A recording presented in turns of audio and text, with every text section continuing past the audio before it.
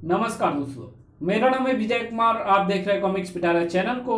दोस्तों, हम लोग कॉमिक्स पढ़ रहे थे पृथ्वी छोड़ भोकाल, जो कि भोकाल की कॉमिक्स है और इसका पहला पार्ट मैंने अपने चैनल पे अपलोड कर दिया है। पहले पार्ट में मैंने इस कॉमिक्स को 20 पेज तक कवर कर लिया था। अब इस पार्ट में इसके आगे कहानी को शुरू करते हैं। सही। ओह, भोकाल के हाथ से पत्थर फिसल गया। अगले ही क्षण भोकाल का शरीर ऊपर की तरफ बढ़ने की जगह नीचे उधर बढ़ने लगा, जिधर साक्षात मृत्यु उसकी प्रतीक्षा कर रही थी।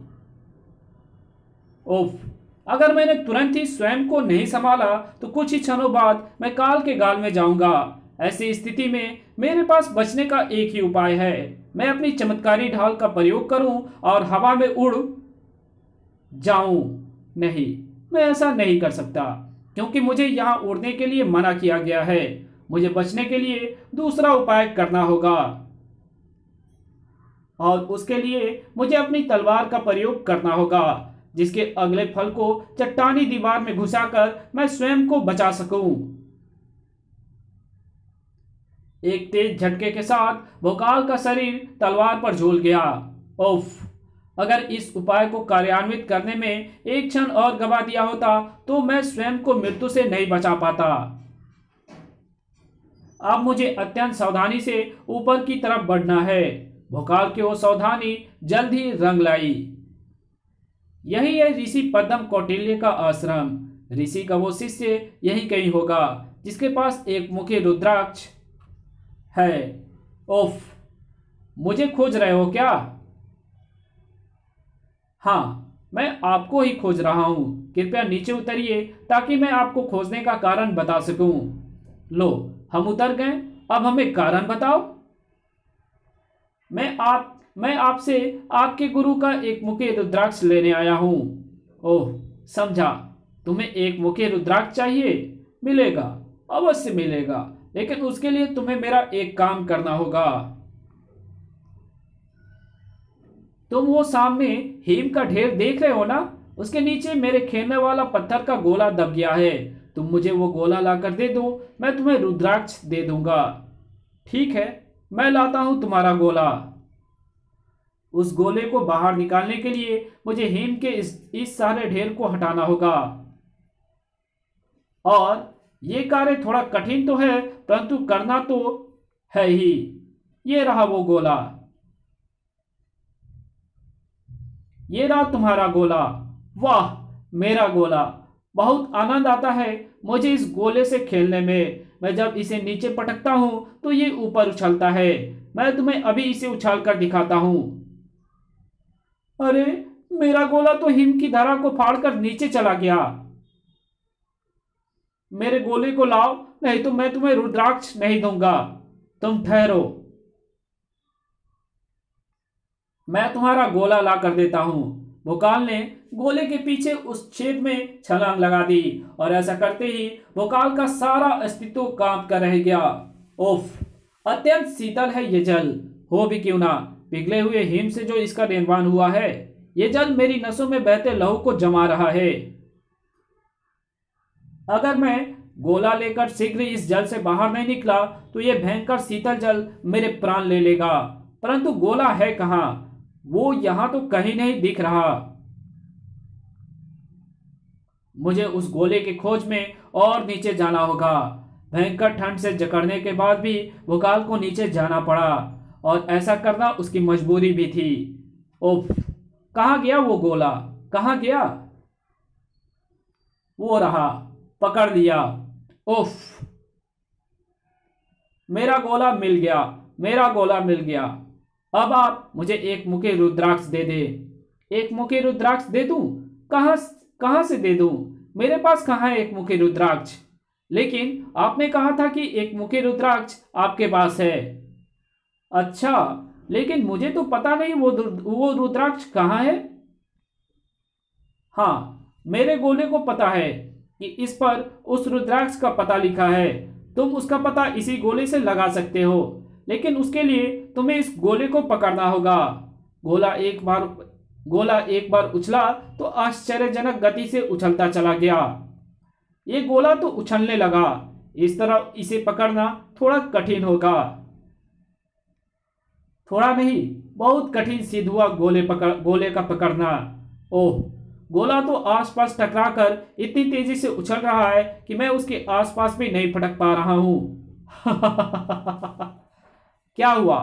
पकड़ क्यों नहीं पा रहा गोले को? पकड़ पकड़, जल्दी पकड़।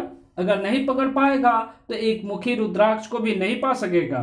ओह, इसे तो मैं पकड़ नहीं पा रहा, और मुझे लगता नहीं कि इस तरह मैं इसे कभी भी पकड़ भी पाऊंगा। इसलिए मुझे इसे पकड़ने का कोई दूसरा उपाय ही सोचना होगा। हाँ, मुझे अपनी ज्वाला शक्ति की थोड़ी सी उष्मा का प्रयोग करना होगा, ताकि मैं आसपास की इन पहाड़ियों पर जमी कठोर हिम को नरम कर सकूं, जिनसे टकराकर वो गोला उछल रहा है। हिम के नरम होने से वो गोला इस बार जैसे ही हिम से टकराएगा, वैसे ही वापस उछलने की जगह नर्म हिम में फंसकर रह जाएगा। फंस गया, और ये मैंने इसे पकड़ लिया। लेकिन मैं इससे ये कैसे जान सकता हूं कि एक मुखी रुद्राक्ष कहाँ है? भोकाल ने ध्यान से देखा तो पता चला इस पर तो कोई मानवकृति बनी हुई है, जिसके ठीक गले के बीच चमकीली गोल सी वस्तु है। क्या अर्थ हो सकता है इसका? ढूंढ इस गोले पर बनी मानवकृति का अर्थ। ढूंढ, धाड़। जब तक तू ऐसा करता है तब तक मैं तुझसे खेलता हूं। धाड़। उफ, वो हिम के गोले बना बना कर मुझ पर फेंक रहा है। यानी वो खेल के बहाने मुझे मेरे उद्देश्य से भटकाना चाहता है, लेकिन ऐसा नहीं होगा। जब तक मैं इस गोले पर बनी मानवकृति का अर्थ नहीं समझ जाऊंगा, तब तक मैं अपना ध्यान नहीं भटकाऊंगा। उफ। अपने उद्देश्य की पूर्ति के लिए भोकाल बर्फ के गोले की मार सहता रहा, और जब उसका उद्देश्य पूरा हो गया तब साएं, भोकाल की तलवार हवा में सनसनाई और खच। शुक्र है, जल्दी ही मेरी समझ में यह आ गया कि उस गोले पर बनी मानवकृति का अर्थ यह है कि एक मुखी रुद्राक्ष किसी मनुष्य के गले के अंदर मौजूद है, और यहां मनुष्य मात्र यही है। ये रहा इसके गले में मौजूद एक मुखी रुद्राक्ष।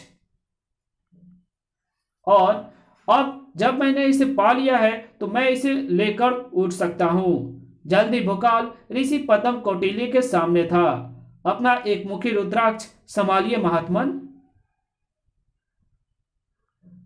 भोकाल एक मुखी रुद्राक्ष लाने में सफल हो गया, लेकिन उसकी इस सफलता ने उसके धैर्य को विफल कर दिया। लेकिन धैर्य खोने के बाद क्या भोकाल अपने सत्य पर अटल रह पाएगा? पता चल जाएगा, शीघ्र ही इसका पता चल जाएगा कि सत्य की कसौटी पर कहां तक खड़ा उतरता है। भोकाल, कृपया वन के इस क्षेत्र में मत जाइए रिसीवर। ये क्षेत्र हिंसक पशुओं से भरा हुआ है। हमें ऐसे ही क्षेत्रों में जाने में आनंद आता है, क्योंकि ऐसे क्षेत्रों में मनुष्य का आवागमन कम होता है। ऐसे स्थान साधुओं के लिए एकदम उपयुक्त होते हैं। और फिर हमें भय कैसा? हमारी सुरक्षा के लिए तुम हमारे साथ जो हो महाबली। ठीक तभी वहां गूंज उठी वो चीख। आई! वन के इस भाग में ये चीख? पास ही कोई संकट में है, मुझे उसे देखना होगा। ओह, ये तो वन के सबसे बड़े कबीले रंगूटा के सरदार का पुत्र खूंटा है, और उसने किसी आदिवासी युवती की निर्मम हत्या कर दी है। वो भागकर उस गुफा में छिप गया है। मैं उसे अभी पकड़ता हूं। अरे, ये आवाजें! होंगा हबूंगा, होंगा हबूंगा। ओह, ये तो वन के एक और शक्तिशाली कबीले हंगारा के आदिवासी हैं, अपने सरदार सहित। लेकिन ये वन में किसे खोज रहे हैं? जल्दी भोकाल को उसका भी पता चल गया। मेरी पुत्री? ओह, इसका अर्थ है रंगूटा कबीले के सरदार के पुत्र खूंटा ने हंगारा कबीले के सरदार की पुत्री का वध कर दिया है। ये तो बहुत बुरा हुआ। आपकी पुत्री को रंगूटा कबीले के सरदार के पुत्र ने मार डाला है सरदार। मैंने अपनी आंखों से उसे आपकी पुत्री को यहां लाते देखा था। ऐसा है तो सारे रंगूटा कबीले को मेरी पुत्री के लहू का हिसाब देना होगा, और ऐसा तभी होगा जब रंगूटा कबीले के बच्चे बच्चे का लहू मिट्टी में मिल जाएगा। आओ।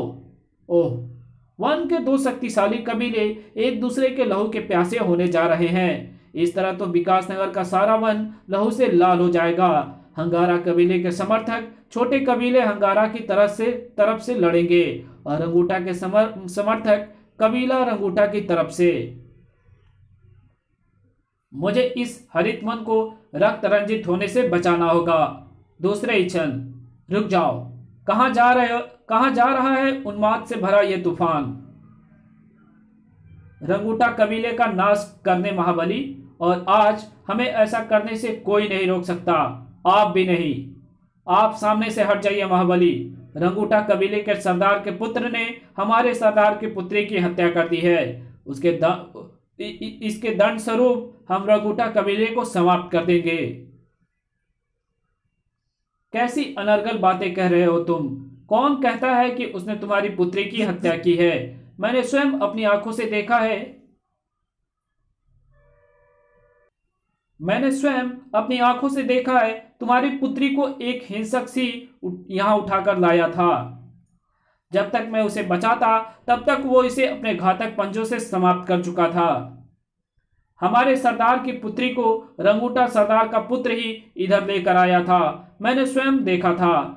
ये रंगूटा सरदार के पुत्र को बचाने के लिए झूठ बोल रहे हैं। खामोश दुष्ट! जानता है तू किसे झूठा कह रहा है? महाबली भोकाल को, उस महाबली भोकाल को जिसकी सत्य पिता की सौगंध खाई जाती है। परंतु सरदार, कोई किंतु परंतु नहीं महाबली भोकाल, कोई किंतु परंतु नहीं। महाबली भोकाल हमसे झूठ नहीं बोल सकते। अगर वे कह रहे हैं कि हमारी पुत्री की हत्या रंगूटा कबीले के सरदार के पुत्र ने नहीं की है तो उसने नहीं की। वापस चलो। तुमने असत्य बोलकर एक अपराधी को बचाया है। मेरी असत्य ने एक भीष्म नरसंहार को बचाया है। और रही अपराधी की बात, तो इस कहानी को यहीं खत्म करते हैं। इस कहानी के बाद की कहानी पढ़ेंगे इसके अगले पार्ट में। तो मिलते हैं इसके अगले पार्ट में, तब तक के लिए बाय। अगर वीडियो अच्छी लगी हो तो इस वीडियो को लाइक कर देना। चैनल पर नए हो तो चैनल को सब्सक्राइब कर बेल आइकन को जरूर प्रेस कर देना, और जहां इस वीडियो की जरूरत हो वहां पे इसको शेयर जरूर कर देना, और एक अच्छा सा कमेंट और लाइक वीडियो को जरूर कर देना। और मेरे दूसरे चैनल डिवाइन टेक्नोलॉजी को जरूर से सब्सक्राइब करो, और वहां पे भी जाके वीडियोस जरूर देखो। Thanks for watching my video.